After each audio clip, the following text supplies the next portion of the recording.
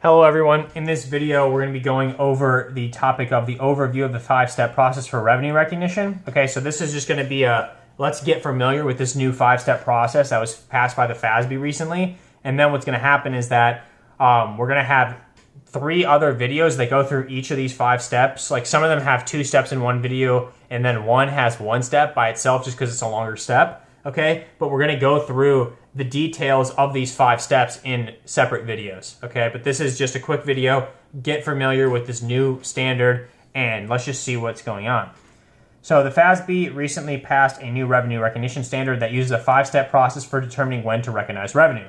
The objective of the standard is to recognize the correct amount of revenue at the correct point in time. Okay?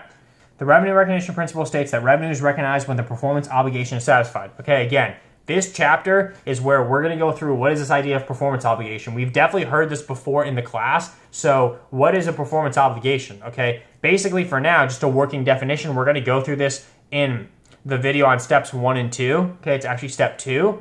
But basically a performance obligation, it's more or less just a promise or a requirement for a company to provide a good or a service to a customer. Okay, so when a company is required to provide a good or service to a customer, that's a performance obligation. Okay.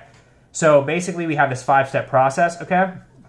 And the 5-step process is just listed here, and then we're gonna go through a very quick example applying this 5-step process, but the specifics, again, of each step are gonna be covered in other videos. So first is identify the contract with customers. Second, identify the separate performance obligations of the contract. Third, determine the transaction price. Fourth, allocate the transaction price to the separate performance obligations. Fifth, recognize revenue when each performance obligation is satisfied, okay? So let's just go through a very quick example here, applying the 5-step process. And again, this is just getting our feet wet. We're not, this is not obviously our full comprehensive coverage. We're gonna have other videos for that, but let's just get used to what we're looking at. So XYZ company sells computers and other electronic devices.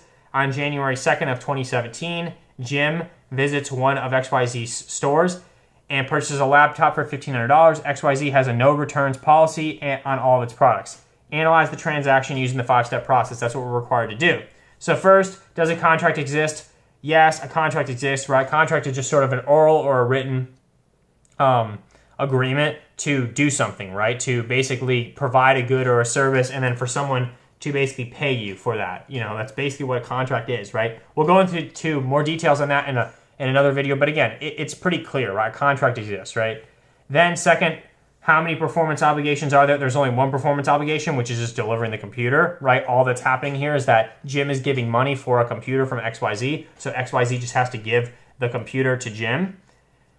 Step 3, determine the transaction price. It's pretty clear here. It's just given. It's $1,500. Step 4, allocate the transaction price to the separate performance obligation. The computer is $1,500. There's no need to allocate because there's only one performance obligation, right? So we're only going to need to allocate the transaction price to separate performance obligations when we have multiple performance obligations.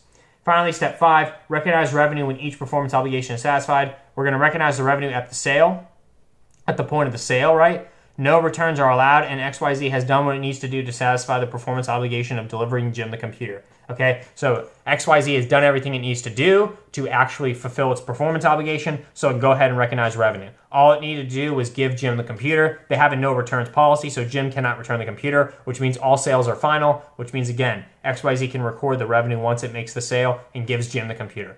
So that's the end of this topic. Again, just a quick introduction to the 5-step process, and there will be follow-up videos on the individual steps.